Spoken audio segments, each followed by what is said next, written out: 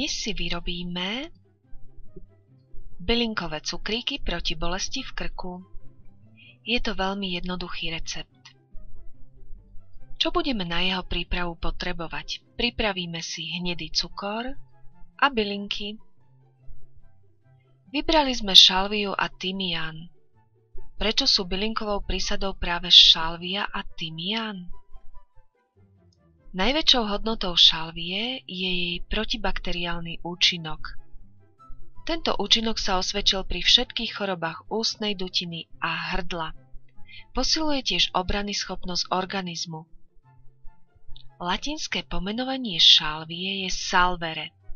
V preklade to znamená liečiť. Ak by ste nevedeli, ktorá z týchto dvoch byliniek je šalvia, je to bylinka, ktorá má hrubé zamatové listy. A tymián? Tymián chráni pred infekciou, potláča zápaly, rozpúšťa hlieny, podporuje prekrvenie. V staroveku ľudia milovali tymián. V Egypte využívali v časoch faraónov jeho pôsobenie proti choroboplodným zárodkom a konzervačné schopnosti na balzamovanie. Začias starých Rimanov sa tymián žuval a prehltal proti zápachu z úst. Veľmi praktické, nemyslíte? Táto rastlina obsahuje jód a nesmie sa používať pri nadmernej funkcii štítnej žľazy. A ideme pekne na to. Bylinky si pokrájame na veľmi jemné kúsky. Cukor rozpustíme na miernom plameni a do rozpusteného cukru vysypeme nakrájané bylinky.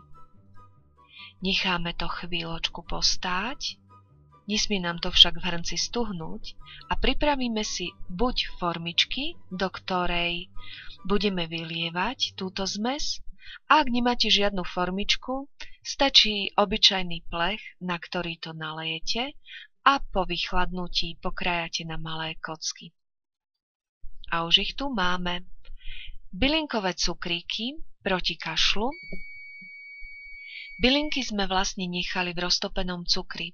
Nemusíte sa báť, že by pri jedení týchto cukríkov ste tie byliny mali v ústach a cítili ich. Nie.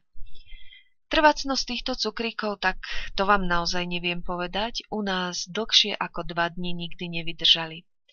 Výborné a účinné sú najmä v počiatočnom štádiu, keď ešte len cítite škrabanie v krku. Vtedy zaberajú veľmi dobre.